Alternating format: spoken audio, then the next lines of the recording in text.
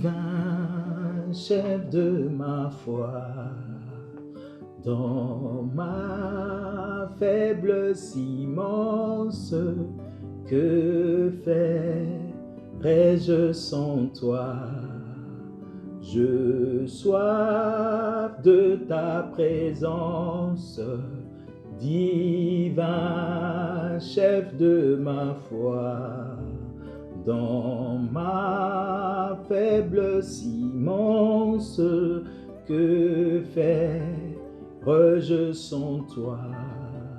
Chaque jour, à chaque heure, oh, j'ai besoin de toi. Viens Jésus et demeure auprès de moi.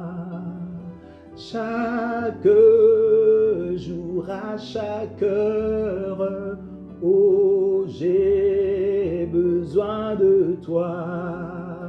Viens Jésus et demeure auprès de moi. Seigneur, tel est mon désir ce matin, Père, ô Dieu Tout-Puissant, que tu demeures encore et toujours auprès de nous. Merci notre Dieu, parce que nous avons soif de toi et nous voulons encore que cette soif, éternel Dieu, soit toujours là, présent, afin que notre Dieu, toi seul, puisse nous faire du bien. Je te présente ta parole, que cette parole éternelle, notre Dieu, trouve une place dans le cœur de mon frère et de ma sœur. Merci de ce que cette parole va germer. Dans le nom de Jésus, nous avons ainsi prié. Amen. Bonjour bien-aimés dans le Seigneur, gloire soit rendue à Dieu pour la grâce qu'il m'accorde encore une fois de plus de venir dans vos maisons pour partager la parole de Dieu. Nous sommes bien-aimés sur notre série que nous avons intitulée « Enseigne-nous à prier » où Christ est en train d'enseigner des leçons précieuses sur la nature de la prière. Et les dimanches derniers, nous avons parlé du 7e point. Nous avions dit que la prière nous aide à vaincre et surmonter la tentation. Le dimanche dernier, comme je disais, frères et sœurs, nous avons parlé tout autour de la tentation et nous avions dit que la tentation est un désir qui nous pousse à faire quelque chose. La tentation se présente pour le croyant lorsqu'il se trouve dans une situation où il entend simultanément deux appels, un qui lui pousse à transgresser la volonté de Dieu et l'autre qui sait être la volonté de Dieu. Et dans son mot grec pérasmos, bien-aimé, ce mot désigne à la fois épreuve et tentation. Et nous avons parlé de 4 étapes majeures sur la tentation. Et le dimanche passé, nous avons parlé du diable et où Satan est la tentation. Nous avions dit que Satan est aussi appelé tentateur parce qu'il est le tentateur, il tente les chrétiens. Et pourquoi et quel est le but pour lequel il tente l'homme?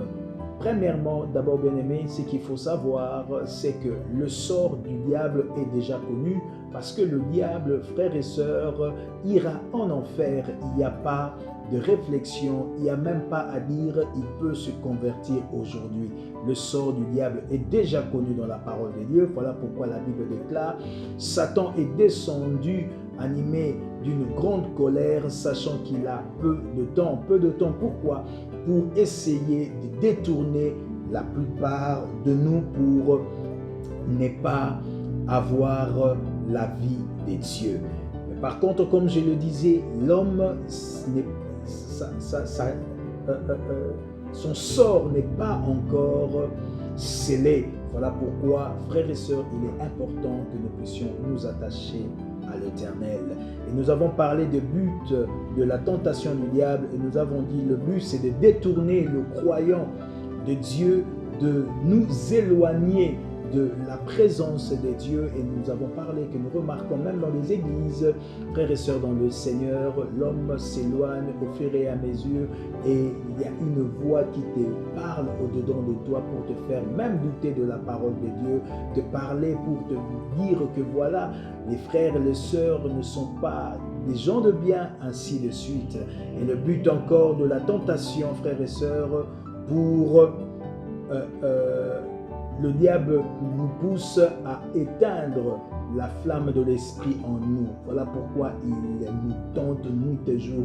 Et notre bien-aimé apôtre Paul dit, veillez et priez, car votre adversaire le diable rôde tout autour. Il cherche toujours qui il tentera pour enfin le dévorer.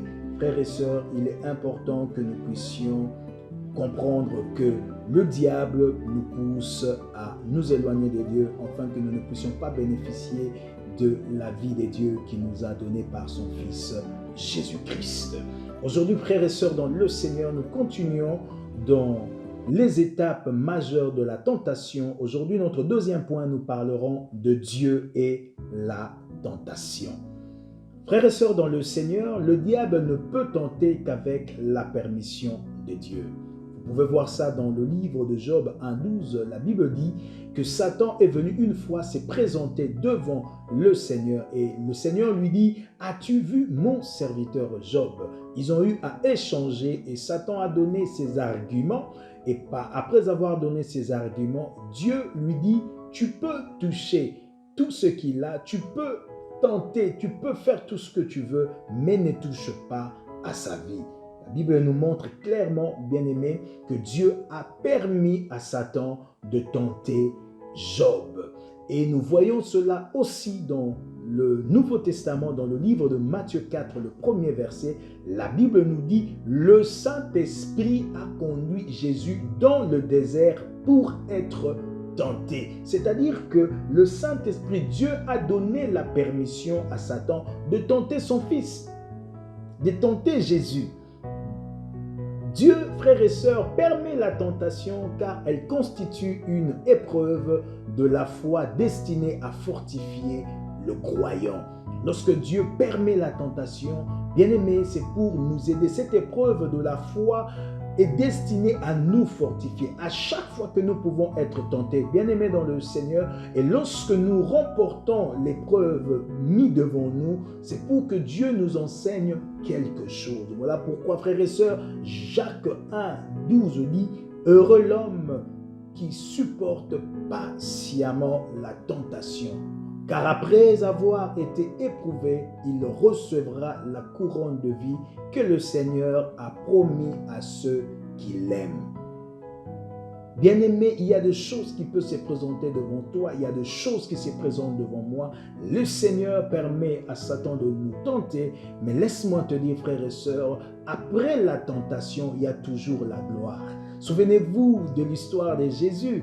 Après avoir jeûné, prié 40 jours et après avoir été tenté par le diable, la Bible est claire là-dessus, frères et sœurs, dans le Seigneur. Et nous voyons clairement, bien-aimés dans le Seigneur, qu'après cela, les anges sont venus pour servir le Christ. C'est-à-dire, Jésus est entré dans sa gloire. C'est après cette tentation que Christ a commencé le ministère. Et si vous voyez, le ministère de Christ était un ministère puissant à cause, bien-aimé dans le Seigneur, de l'épreuve remportée, à cause de la tentation qu'il avait vaincu le diable face à cela.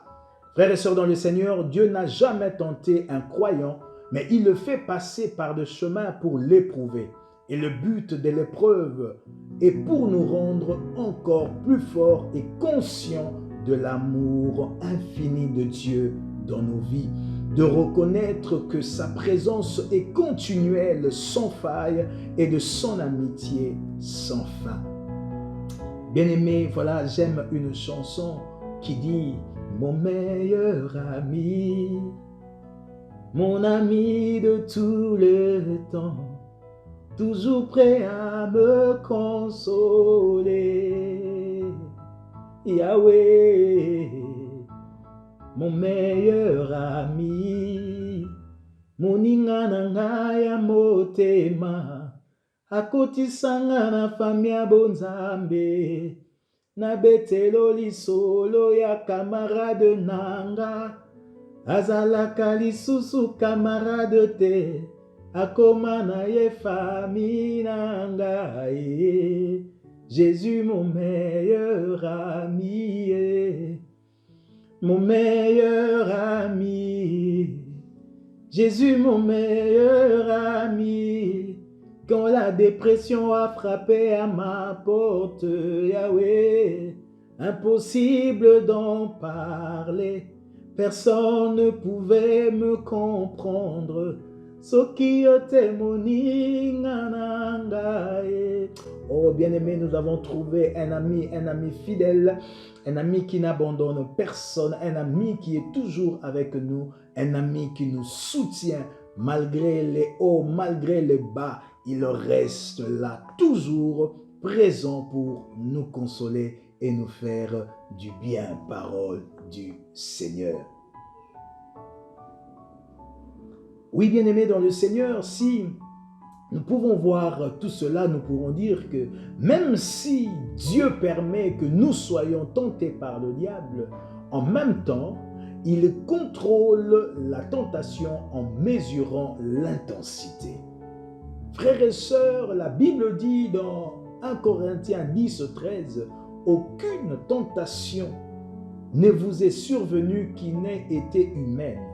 Et Dieu, qui est fidèle, ne permettra pas que vous soyez tentés au-delà de vos forces, mais avec la tentation, il le préparera aussi le moyen d'en sortir, afin que vous puissiez la surmonter. » Frères et sœurs dans le Seigneur, quand une épreuve se présente devant toi, frère, Dieu sait que tu as la capacité de surmonter cette épreuve. Tu as la capacité, la force de vaincre et de surmonter la tentation.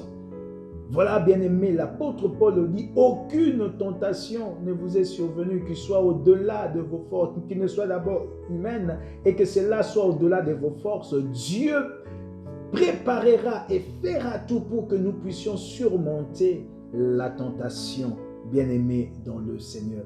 Lorsque la colère peut se présenter devant toi, Dieu sait que toi, tu peux vaincre la colère. Quand la jalousie, bien-aimé, se présente devant toi, tu as la force, tu as la capacité, j'ai la capacité de surmonter cela. Bien-aimé dans le Seigneur, j'aimerais d'abord ici insister en disant, les tentations ne sont pas pareilles dans la vie de chaque enfant de Dieu. Peut-être dans ta vie, ça peut être la colère. Peut-être dans la vie de l'autre, bien-aimé, la tentation peut être l'impudicité ou l'adultère. Souvenez-vous, bien-aimé, de ce que je vous ai dit, que la tentation est un désir qui nous pousse à faire quelque chose. Et les dimanches derniers, je vous ai dit, la tentation vient souvent par rapport à nos désirs, par rapport à quelque chose à laquelle nous sommes attachés. Dans la vie de Christ, le diable est en train pour tenter le Christ parce que le Christ, frères et sœurs dans le Seigneur, a eu faim. Et le diable est venu par rapport à ce qu'il avait compris, son besoin. Bien-aimés, lorsque nous voyons la cupidité, bien-aimé dans le Seigneur, c'est présent dans la vie d'un enfant de Dieu parce qu'il est exposé à un besoin et qu'il a besoin d'argent. Et là, le diable peut tenter par la cupidité. Si nous voulons voir l'histoire, frères et sœurs, dans la Bible de Caïn, la Bible dit dans Genèse 4, 6 et 7, si je peux parler un peu de l'histoire, la Bible nous parle de l'histoire d'Abel et de Caïn, son frère. Bien-aimés, la Bible nous montre clairement que les deux ont pris la décision d'offrir à l'Éternel une offrande. Et là, parlant de l'offrande, Abel a donné le prémisse de son bétail et Caïn a aussi donné, parce qu'il était laboureur, ce qui était le fruit de la terre. Et la Bible nous montre que Dieu a eu un regard favorable pour l'offrande d'Abel et n'a pas eu un regard favorable pour l'offrande de Caïn. Et Caïn, après avoir remarqué cela, Caïn était irrité. Et là, la Bible dit, l'Éternel dit à Caïn, Pourquoi es-tu irrité et pourquoi ton visage est-il abattu? Certainement, si tu agis bien, tu relèveras ton visage et si tu agis mal, le péché se couche à ta porte. Frères et sœurs, la plupart de fois, le péché se couche à notre porte. La colère est là. Il y a beaucoup de choses qui se présentent là. Et Dieu nous dit, bien-aimés, à comprendre que nous devons ôter le péché qui se couche à notre porte, c'est-à-dire le désir, un certain désir, la colère. Dans le cas de Caïn, c'était la colère. La colère s'est couchée déjà sur sa porte. Et ce désir se porte vers toi. Mais j'aime la suite parce que la Bible déclare « Mais toi, domine sur lui ». Bien-aimés dans le Seigneur, Dieu nous donne toujours la possibilité de triompher le mal, de triompher face à la tentation. Mais souvent, nous laissons le péché, le mal prendre du volume, prendre plus de place en nous. Et lorsque le mal prend de place en nous, l'homme finit par poser des actes, même au point que nous pouvons dire des actes irréparables. Et dans le cas de Caïn, la colère, l'irritation était tellement présente dans la porte, dans le cœur de Caïn, et il a fini par tuer son frère. Bien-aimés dans le Seigneur, combien de fois, face à ces choses, nous avons trahi, nous avons tué d'une manière ou d'une autre nos frères et sœurs. Et vous savez, des fois, frères et sœurs, c'est comme dans la vie de Abel et Caïn. Caïn a jalousé et s'est mis en colère face à son frère gratuitement. Si nous voulons vraiment voir dans le fond, Abel n'avait rien fait à son frère. Abel a offert à l'Éternel et l'Éternel a agréé. Ce n'est pas la faute d'Abel. Si Dieu n'avait pas agréé l'offrande de Caïn, Caïn devait s'en prendre à Dieu, parler avec Dieu pour essayer de comprendre pourquoi Dieu n'a pas agréé son offrande. Bien-aimés dans le Seigneur, nous comprenons ici directement qu'il arrive dans la vie, il y a certaines personnes, nous les avons haïs gratuitement. Ils ne nous ont rien fait. Et vous savez pourquoi? C'est juste parce que ces personnes réussissent dans leur vie. Vous étiez 2, vous étiez 3, et tes 2 amis ou amies ont commencé à réussir dans leur vie. Automatiquement, il y a quelque chose qui naît en nous. Et directement, l'homme commence à critiquer l'autre. Elle est mauvaise, il est mauvais, et d'ailleurs, et d'ailleurs. C'est ça, généralement, bien aimé, que le mal se couche dans notre porte où le mal se présente devant nous, mais Dieu nous donne la possibilité de le vaincre, la possibilité de le dominer. Combien de fois, bien-aimés, nous avons dit aux hommes, celui-là, je ne l'aime pas. Et si on te pose même la question, pourquoi tu ne l'aimes pas? Je ne sais pas. Est-ce que tu parles avec lui? Non. Il te connaît? Non. Mais pourquoi tu ne l'aimes pas? Juste parce que cette personne est peut-être bien, parce que tu le vois et tu veux peut-être être comme lui ou plus que lui. Comme tu ne vois pas la possibilité d'être comme lui, tu haïs. Tu haïs la personne gratuitement. Frères et sœurs, c'est ça l'histoire qui s'est retrouvée dans la vie de Caïn. Frères et sœurs, c'était une épreuve auquel Caïn devait surmonter, devait remporter. Mais Caïn a raté de remporter la victoire. Bien-aimés, ne laissons pas le péché se coucher à notre porte. À force de rester là, à force de vivre avec, à force de l'écouter, nous finissons par commettre ce que même nous pouvons dire irréparable. Bien-aimés, il est important que nous puissions chaque fois, bien-aimés, ôter la tentation, le péché quand il se couche devant notre porte.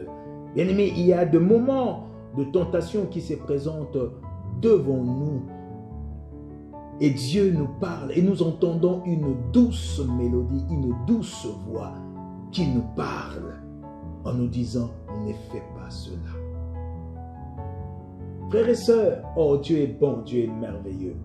Combien de fois, frères et sœurs, tu te trouves devant une situation où la tentation te pousse à transgresser la volonté de Dieu et une voix douce vient te souffler à l'oreille pour te dire « Toi, tu ne peux pas faire ça. Ne fais pas cela. »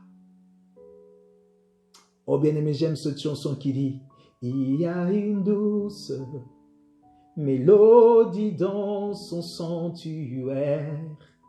Il y a un calme dans cette atmosphère.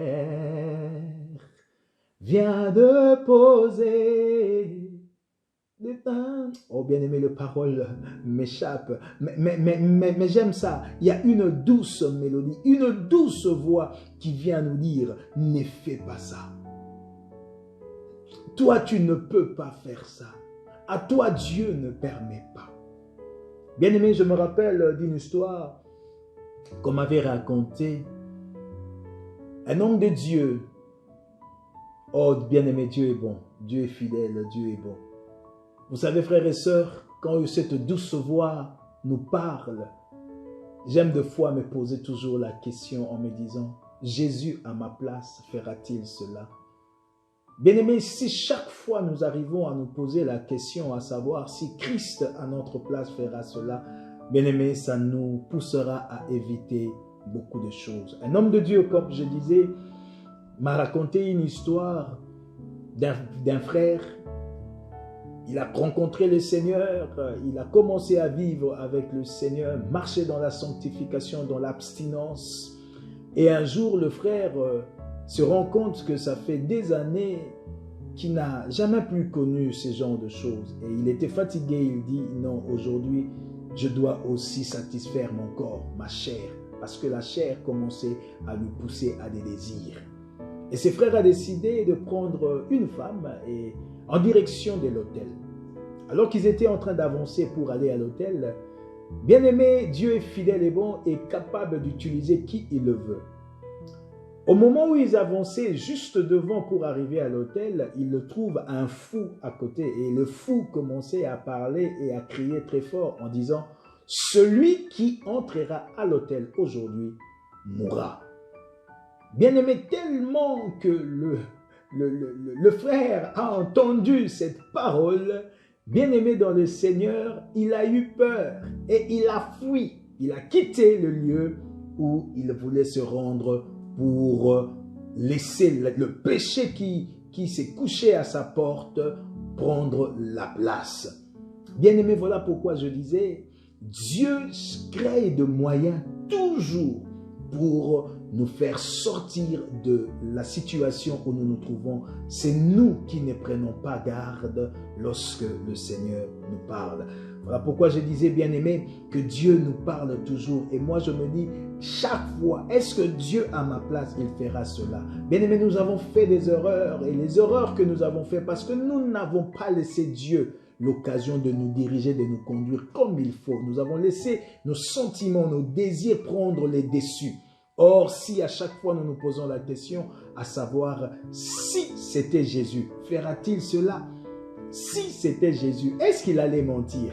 Est-ce qu'il allait être en colère? Est-ce qu'il allait être dans l'impudicité, dans l'adultère? Est-ce qu'il allait? Chaque fois, si nous nous posons cette question, bien-aimés dans le Seigneur, nous devons et nous pouvons trouver une réponse qui peut nous pousser à ne pas nous lancer pour transgresser la volonté de Dieu. Voilà, bien-aimés, Dieu n'enlève pas la tentation, mais il aide le croyant à ne pas faillir ou succomber. Jean 17, 15, Christ dit au Père, « Je ne les enlève pas du monde, mais je te demande de les préserver de la tentation. » Bien-aimés, la tentation, nous vivrons cela et Dieu fera tout pour nous éloigner et nous épargner de la tentation. Vous savez, frères et sœurs de foi, on aime bien dire « Pourquoi moi? Pourquoi toi? » Parce que Dieu sait que c'est toi qui as la capacité de surmonter la tentation. Bien-aimé, l'affirmation de Jacques 1,13 qui dit que l'épreuve de la foi produit la patience fait ressortir que Dieu n'incite jamais l'homme à commettre le mal. Dieu ne dresse jamais un piège pour que le croyant soit surpris. Comme les hommes, nous aimons de fois bien dire, Dieu m'a tenté, Dieu ne tente personne. Voilà pourquoi la requête de Matthieu 6,13 ne nous induit pas en tentation signifie littéralement ne nous introduit pas dans la tentation ou ne nous expose pas à la tentation ou encore préserve-nous d'entrer dans les vifs du tentateur. Frères et sœurs, il est très important que nous puissions comprendre que la tentation est là, il sera là, mais Dieu fera tout que nous puissions être mis à côté. Dieu fera tout que nous puissions, bien-aimés, ne pas tomber dans la tentation. Frères et sœurs, j'aimerais clôturer ici en parlant du patriarche Abraham. Quand je vois l'épreuve à laquelle il a été soumis quand le Seigneur lui dit « Donne-moi ton fils, ton unique ». Genèse 22, le verset 1er. Le Seigneur lui demande de lui donner son unique, son fils Isaac. Frères et sœurs dans le Seigneur, nous voyons clairement que le patriarche Abraham accepta. Bien-aimé, j'aime toujours lire, si Abraham avait partagé cette situation à notre sœur et mère Sarah, je vois comment est-ce que Sarah allait traiter Abraham en disant je pense qu'il allait même dire à Abraham que tu es un sorcier, tu veux tuer mon fils. Mais lorsque Abraham a reçu cette parole, Abraham a obéi. Arrivé même à la montagne, la Bible nous dit que Isaac lui pose la question, mais il y a le feu, il y a le bois, mais où est le sacrifice? Bien-aimé, arrivé sur la montagne, alors que Abraham a lié son fils et a préparé l'autel, la Bible nous dit une voix, l'Éternel Dieu dit, ne pousse pas ta main vers l'enfant. Maintenant, je sais. Oh frères et sœurs, est-ce que le Seigneur peut dire de toi, peut dire de moi, maintenant je sais que tu m'aimes, maintenant je sais que tu es à moi, maintenant je sais que tout ce que je te dis, tu peux le faire. Bien-aimé, que le Seigneur nous aide par rapport à ça. Lorsque, bien-aimé, la tentation est atteinte, lorsque plutôt l'épreuve est atteinte, elle nous emmène à une très grande considération de Dieu. Une preuve remportée, frères et sœurs, ouvre la voie à la grandeur et à la bénédiction. L'épreuve de Dieu, frères et sœurs, est un acte positif qui conduit à une purification et à la sanctification.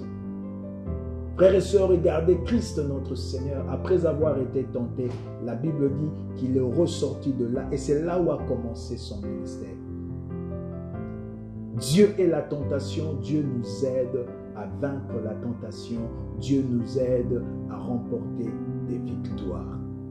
Frères et sœurs, peut-être qu'il t'est arrivé que le Seigneur avait mis devant toi, frères et sœurs, une tentation ou une épreuve, tu es tombé. Bien-aimé, relève-toi et continue la marche. Que le Seigneur vous bénisse au nom de Jésus-Christ. Personne ne le fera. Oh, oh, oh, oh, oh. La puissance dans le nom de Jésus, la puissance dans le nom de Yahvé. Oh, oh, oh, oh, oh, la puissance dans le nom de Jésus.